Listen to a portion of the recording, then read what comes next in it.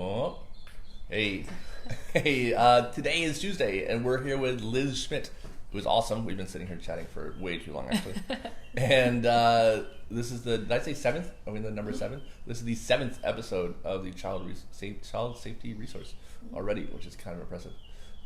Liz is with Water Smart Palm Beach County, and which is through the YMCA. And she's a water safety advocate, especially for this area. And she's doing really amazing work on par with a lot of the national drowning prevention organizations, which is exciting, even though she's only right here, which is really cool. And it's rare to have someone local, so I was excited to have you. So hi. Hi. How's it going? Good. Yeah, it's like we weren't just sitting here chatting for I know, right? Right, yeah. So yeah, like I said, I wanted to start with your kind of your origin story. Yeah. Where you came from, the path that led you to the glitz and glamour that you now have. To life on the water. Yeah, right? exactly. So my tale starts, I grew up on the water. I grew up actually in Minnesota, land of 10,000 lakes. Okay. And I grew up on Lake Minnetonka, Okay. which some people may be familiar Like Prince? with. Yep, Prince. Yeah, Prince was one of my neighbors. That's, basically, really? Practically. Okay. Not really, but right, it's the same town. Same. We drove past Paisley Park like it was kind of another house. Okay. So is that where he lived? It was cool. Yeah, Paisley Park Gotcha. in Chanhassen, Minnesota. Nice. And so everybody knew that when the dome was lit up purple, that meant that he was recording. So oh wow. Yeah. That's, it was just I knew Prince none of was just kind of a part of our kind of growing up. So it's interesting living here now after his death, and people, especially younger adults, learning about who Prince is. And we always kind of grew up with his songs on the radio locally, right. and just him kind of around. So. I only know of Lake Minnetonka from like the Prince song. Prince, right? Yeah, exactly. So I grew up on the lake there, and I was a boater and a swimmer, and I started teaching swimming lessons when I was 14 as a water safety aide. Nice. My mom needed something for my sister and I to do, so she sent us off to the local pool to do that for the summer. And so I've been teaching swimming lessons for a very long time. To adults and kids? Adults and kids, right. Yep. I mean, little babies all the way on up to adults. Right on. And my family is also just integrated into the water safety world. My dad was the deputy water patrol on the Lake Minnetonka, so okay. I grew up knowing that had to be safe and all of that. In addition, I just noticed your anchor earrings. By yes, the way. yes, cool. I am full of nauticals and it's everywhere. Everywhere Nice. on me. Yeah. And so I just grew up with that water safety background, and was fortunate enough to be a boater. Boated on Lake Superior, all over the Great Lakes, Mississippi, down here in Florida. I'm also a scuba diver, and so water is just kind of my world. And so I'm so fortunate to be with the YMCA and promoting water safety as my full-time job. Nice. So you said your mom was involved somehow too? Well, no, my mom, she's a nurse, okay. so, but it connects. It all connects. Sure. Well, all boating safety all together. So absolutely. Yeah. So boating and then the swimming lessons, those were kind of the first times. And then my probably the biggest impact I've had, especially as an adult, I'm looking back on, is my dad ran a foundation called the Trident Foundation that did search and recovery of drowning victims throughout the U.S. So him and his team, which is based out of Fort Collins, Colorado, would travel all around the United States doing different missions for search and recovery of drowning victims. So we were always flooded with stories in my family, in our household, of the different missions he was working and the different people he was looking for. And so that kind of really instilled a level of respect on the water, is because we knew that this could happen to anybody, and while we can respect it. That's awesome. Yeah. My mom did something similar, actually, and I had thought about this a long time. She did cave diving rescue. Oh, wow. So she was part That's of like intense. a scuba diving club. Yeah. And I guess they didn't have local resources, so if someone died in a cave, it's cave diving, because usually people would overestimate how much air they have left, essentially, or they'd get stuck by, if a little rock breaks, you have a small hole, water pressure can pin someone up against a wall, so they would send her to go literally to get the bodies out of the caves. Wow. Which she said was super creepy and weird. Yeah. But yeah, so I had these stories growing up of her, like, going into, underwater caves and finding the people and yanking them out, and But yeah, you're right. It does instill a certain respect for water when you see all the different ways it can hurt you. It does, definitely. And how strong and powerful it is. So how did you end up with the YMCA and then doing Water Smart Palm Beach County? Yeah, so I have kind of always been a Y kid, is what we call it. So I went to Y camp growing up. Okay. We were part of the Y. I worked for the YMCA part-time throughout college. And so I always kind of knew that the Y was a great organization, obviously very water safety focused and swim lesson focused. And so when I saw this opportunity arise to take on this position, and it was newly formed within the YMCA to kind of start this countywide drowning prevention water safety effort. So they were already looking for this, and you latched onto it then? Yeah. That's really cool. Yeah. I kind of figured, because that's backwards. I thought you had probably already worked there, and then you championed it and held the banner. But it's cool they already had gone in that direction. Yeah. So they had already, the board members had already decided that this was an initiative that the Y wanted to take on. They saw that drownings in Palm Beach County were some amongst the highest in the nation, and that the Y was really well positioned to somehow work with the community to fix that. And so that's kind of where I sought out the position and was able to come on board and really take it to what it is today. And so part of that was starting Water Smart Palm Beach County, which is our countywide task force on drowning prevention, and bringing together a whole group of people, whether it's from the local governments to the cities to private industry to other YMCAs, all facets of water safety and boating safety, beach safety, bringing them together and saying, okay, here's our problem. People are drowning. They're drowning in lots of different ways. Right. Lots of different ages of people are. How can we work together to fix it?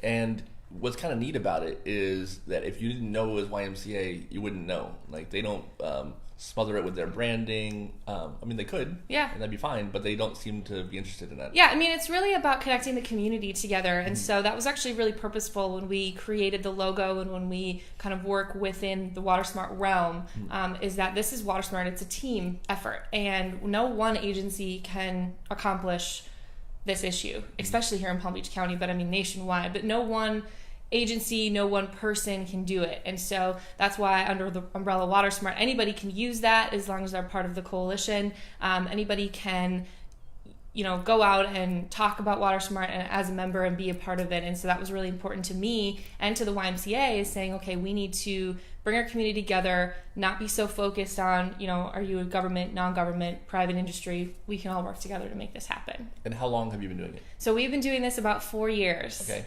Yeah. And before this, what did you do? Before this, I was with the American Red Cross. Okay. And so I started as a assistant station manager in Fort Hood, Texas. Okay. And so I was sent to Texas to do emergency communication messaging. So I would work with soldiers' families back home. If they had a family emergency here stateside, I would work with that soldier command unit over in Bagram, Afghanistan mainly, and work to get that soldier sent home for leave.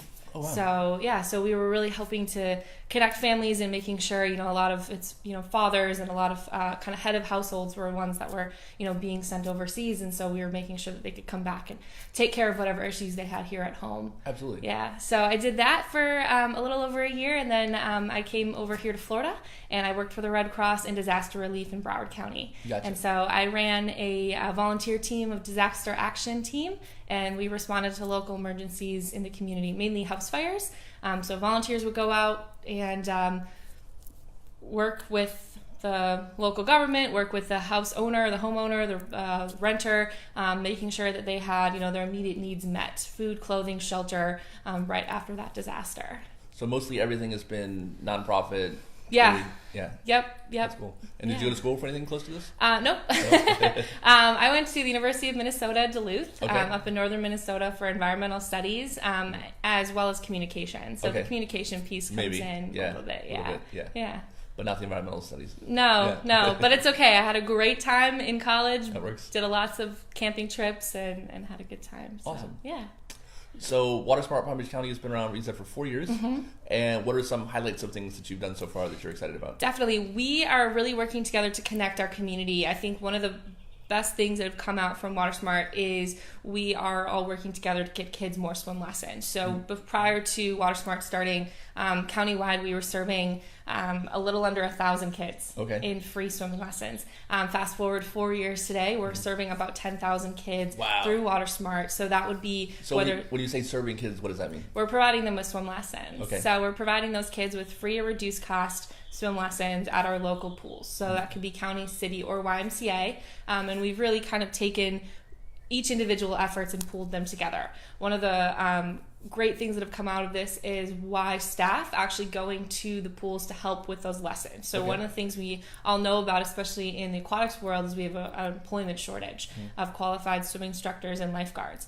So what I do is part of my contribution to Water Smart is I have staff. So I bring my lifeguards and my swim instructors out to facilities that need it, and we provide swim lessons. So the greatest probably adventure that has come out of that has been that we're able to serve children together. So we have some of the city staff and some of the YMCA staff working together to make sure that a summer camp gets served swim lessons. And so they're right alongside each other. When they're in the water, you can't tell because everyone's just learning how to swim. So that's been really great. So instead of either not serving a group, saying we don't have staff at all to do it, or saying, well, we can only serve, one portion of your group, with the Y staff coming in and helping, we're able to serve all of the groups. That's really cool because the city would be limited to only a certain number of people by resources or by demographic. Exactly. Exactly. So we've been able to do that. So we're working over in over 17 pools throughout Palm Beach County, being able to provide swim lessons to those kids. That's really cool. Yeah. And so if someone wanted to get free swim lessons, what would they do? So the best way to get swim lessons is to contact the Drowning Prevention Coalition. They do offer the vouchers. The programs that the YMCA offers for swim lessons is all in groups. So advocate that their group, whether it's their summer camp, their child's preschool, their child's Girl Scout, Boy Scout troop, advocate that those kids should get swim lessons. And then they can contact me at ymcawaterwise.org, and we can work with them to get swimming lessons to them in their group. So not only do they have to, they don't have to come to the Y. We can go out to them to be able to provide those lessons. So it's being able to break down any barriers of transportation or anything like that and saying, we'll come to you and do those lessons. That's really cool. So the Drowning Prevention Coalition of Palm Beach County does individual lessons? Yeah, so they do, what happens is you go online and you fill in some information, and they'll, if you qualify, you will receive a voucher in the mail. And that allows you to go to pools throughout Palm Beach County to redeem that. It's like a coupon. You can redeem that for free swimming lessons. Gotcha. So you can redeem those at the county pools. So most of the cities in Palm Beach County offer those, and then the YMCA's as well in Palm Beach do offer those. So by going to their website, Drowning Prevention Coalition, you'll be able to see the list of facilities and apply for a voucher there. And is the qualification income-based? It is income-based, so it's mainly if your child is on free or reduced lunch, that's kind of the blanket, but they're on the website, they'll kind of talk you through what you have to provide to them. All right.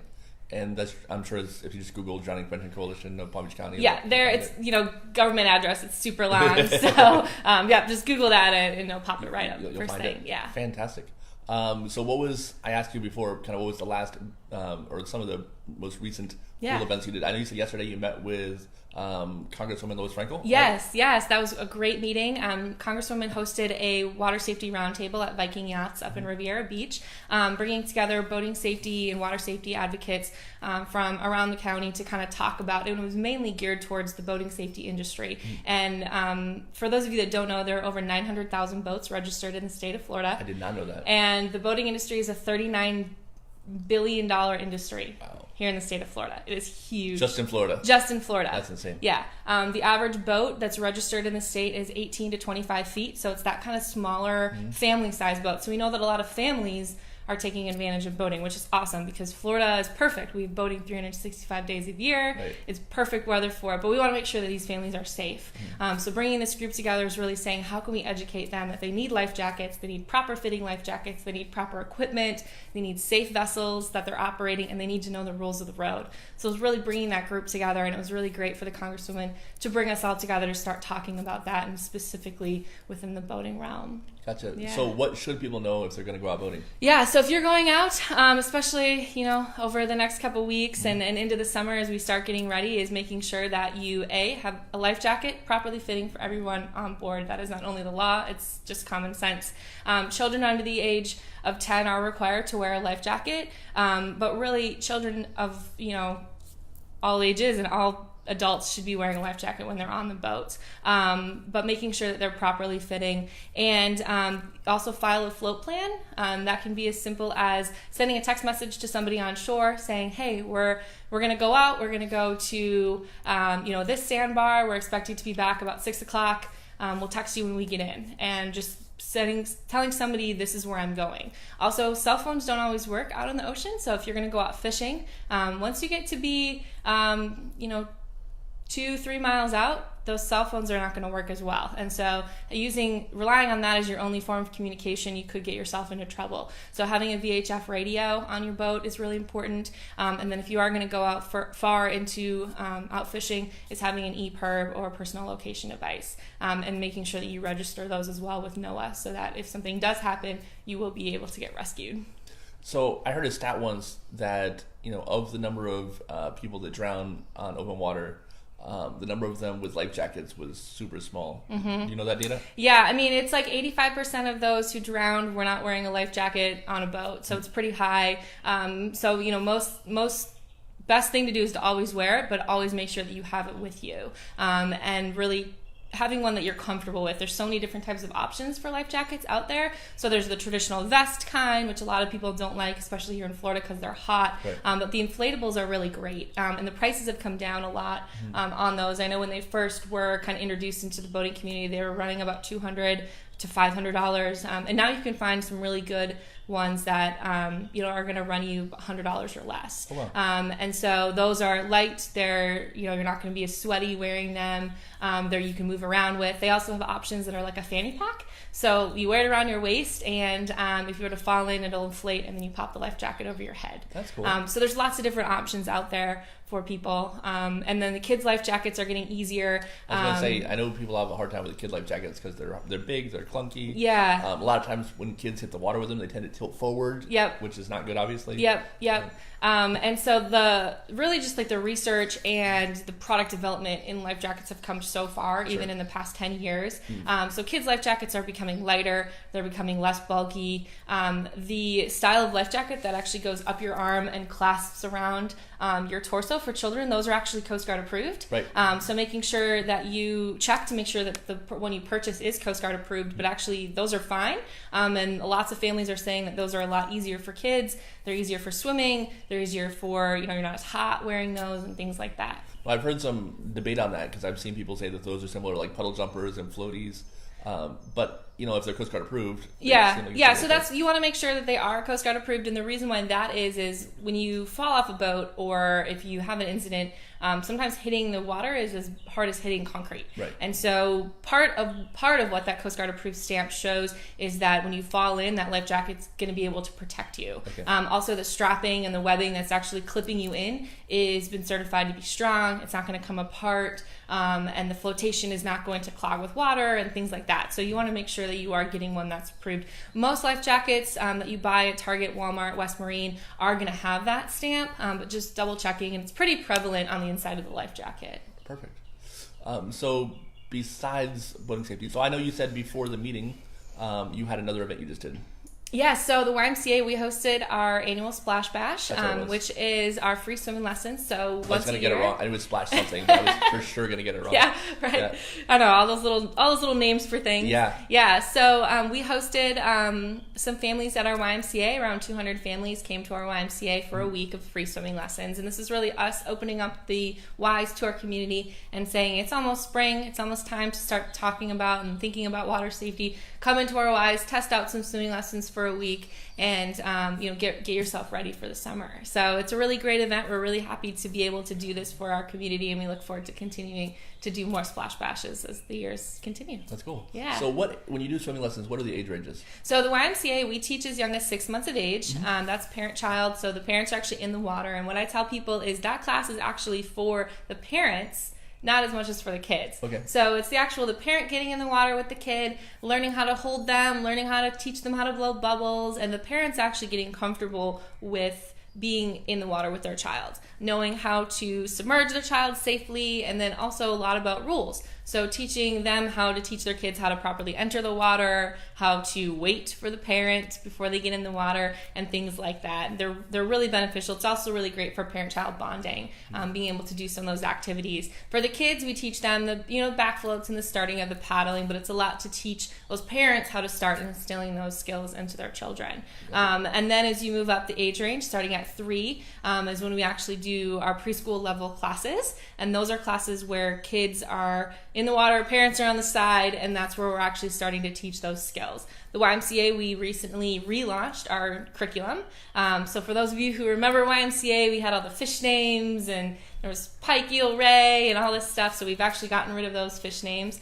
It's 6 stages that children can go through, and 3 of them are kind of the main 3 stages that we want kids to be safer around water with. And so what children are learning is basically what are they learning? They're learning to jump, push, turn, grab. So if they fall in the water, they're learning the jump simulates a fall. Okay. Then they're learning to push off the bottom or turn around and grab the wall behind them. And what age does that start? And they start that at 3. Okay. So we start that right away. We will introduce it into our parent-child classes, but we actually have them start doing it independently at the age of 3. And then the other one that we teach them is swim, float, swim. And so we're basically teaching them to paddle on their front. If they get tired, roll on their back to rest, and then flip back over to swim to get to safety. So when the YMCA nationally relaunched our swimming lesson curriculum, they really took a look at swimming drownings, swimming data from all around the country, and found that a huge percentage of drownings were happening, A, under adult supervision, and B, within 6 to 10 feet of safety. And so we redesigned our curriculum to be most safe when children are in those 2 scenarios. Right, that makes sense. Yeah. So what about before 3? I know you said the younger curriculum is mostly for parents to learn how to interact with their kids in the water, which is massively important, obviously. Yeah. I know there's a few curriculums out there that focus on like infant swim rescue. Is the Y the right place to go for that? So we do offer that program at our Boca YMCA. So if families are interested, they can come to our Y. And really when it comes to water safety, wanting to make sure that people pick a method that makes sense to them. Sure. And so there's lots of different things, and there's lots of different people will tell you lots of different things about infant swim rescue versus progressive swim, versus the American Red Cross versus YMCA, Baby Otter, and all the different ones. And what I tell parents is I say, really do your research, look into the curriculums, and really talk to those different areas. It's also kind of what your price point is and what you're interested in spending. Do you want a swim instructor to come to your house, or do you want to go somewhere? So it's really kind of looking at what's the best for you. Any type of water safety is better than none. Sure. So making sure that parents really utilize what's most comfortable to them. Awesome. Yeah. So what events do you have coming up in the future? So we're Water Safety Month right now. Water Safety Month is right now, so this is the best time to get enrolled in swim lessons, making sure that your pool is safe and ready for the summer, making sure that you have all the proper equipment if you're going to go out boating this summer. So this is really the time to kind of take a look at, are you ready for the summer? We at the YMCA are getting ready for our summer programming. So with the community outreach programming, we provide swim lessons for about 2,000 kids through the summer. So my staff are all getting ready to go out into the community pools and provide those swim lessons.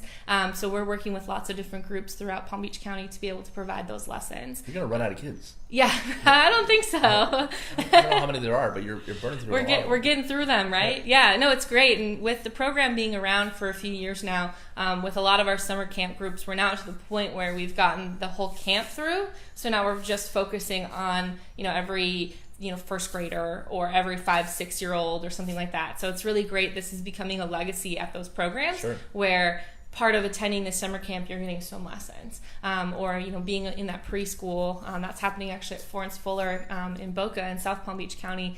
Is we've been doing swimming lessons with them so much that it's just integrated in part of their school. And every child that goes to their school is getting swimming lessons. They're leaving safer. Their families are getting educated, and that wasn't happening before. So so we're gearing up for that. We're working with the Children's Services Council on the Summer Safety Series pool parties. So we'll have more information about that, but those are happening in July. That's happening out in Belle Glade and then here locally in Lake Lytle. And we open up the pools to the communities and bringing them in, and it's an afternoon to enjoy being in the water, being at the pool, and picking up some great safety information for not only water safety, but we also focus on bike safety and other things like that at those events. So we're getting ready for those to happen as well. So lots of exciting stuff this summer. Yeah, it's a jam-packed schedule. Yes, yeah, definitely. So what are some things that you'd want specifically parents to know about water safety going forward for the rest of the summer? Yeah, definitely. Making sure that they talk to their kids about water safety. I think that is such a great step. Is what are the rules? You know, do you have a pool in your backyard, or if you have a canal or a drainage pond or something like that, what are the rules around that? Growing up, I grew up on a lake, and my whole life, and we had a bench, and the rule was you couldn't go past the bench without your life jacket on. You could go past the bench, but you had to put your life jacket on, right. And that was the rule. And if you didn't follow that rule, then there were consequences for that. Mm-hmm. And so I've really kind of looked back on that in my own childhood and thought, that was a really great rule. And that bench was, probably a good 12 feet back from the water. And so it really did stop us. And if we wanted to go on the dock, we went and put our life jackets on, and then we were free to go on the dock. So really instilling what are those rules in your family, checking to make sure that...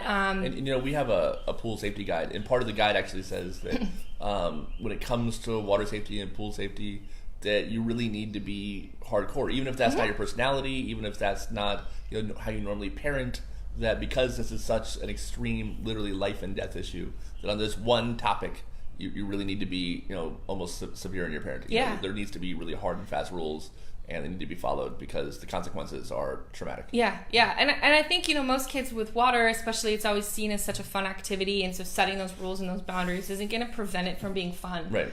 It's still fun, sure. And I'm definitely a product of that. I grew up with lots of very strict rules around water safety, but I still grew up loving it and now doing it professionally. So I definitely agree with that. So it's really setting those rules. And then there's simple things you can do around your home. You can install the alarms. Yep. So, those you can pick up anywhere, Walmart, Target, Home Depot, Lowe's, wherever, about $7 to $14, and putting those up on your back doors, windows, and things like that. If you have water in your backyard, making sure that you do that, and then getting a life jacket for your kid. So if you're going to go to a pool party in the summer, putting them in a life jacket when they're swimming around is just a really great way to make sure that they're going to be safer. One of the main causes that we see is parents not watching their kids around water. So they really need to watch their kids around water. And it's not just, you and I are having a conversation, and let's say there was a kids in front of us swimming, but we really need to have our eyes on those kids. Mm-hmm. And drowning is so quick and it's so silent that parents really need to know that. And so